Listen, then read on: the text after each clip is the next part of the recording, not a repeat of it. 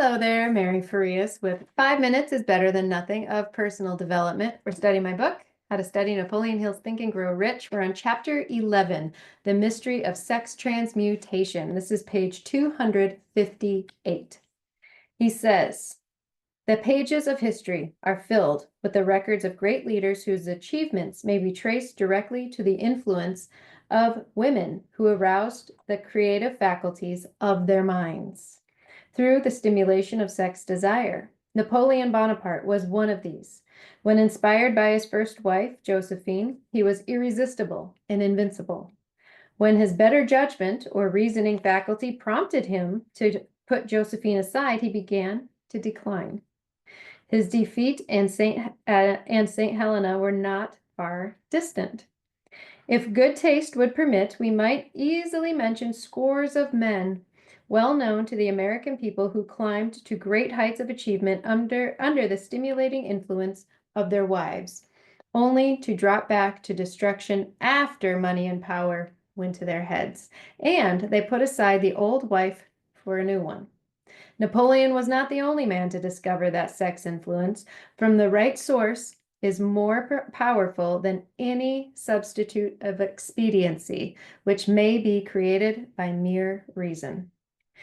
The human mind responds to stimulation. Among the greatest and most powerful of these stimuli is the urge of sex.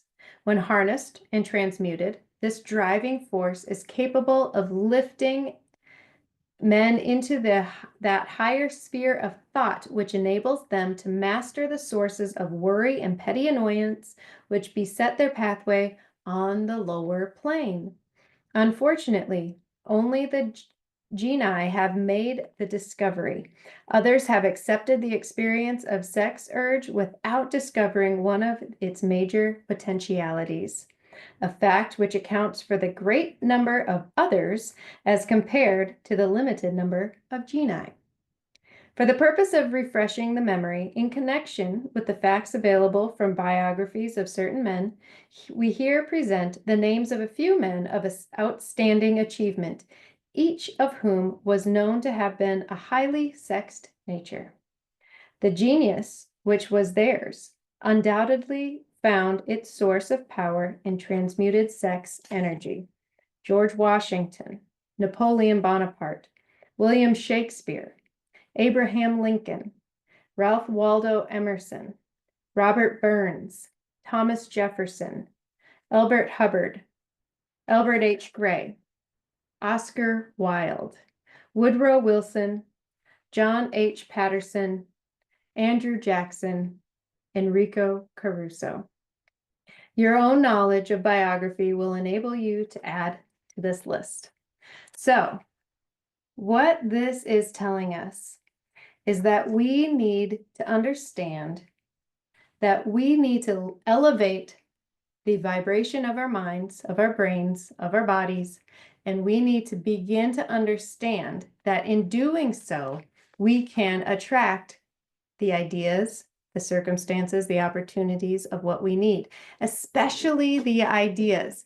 When we can open our minds up and really start vibrating at a higher frequency, we begin to attach to our desire that higher frequency, which automatically attracts to us the ideas to get it done.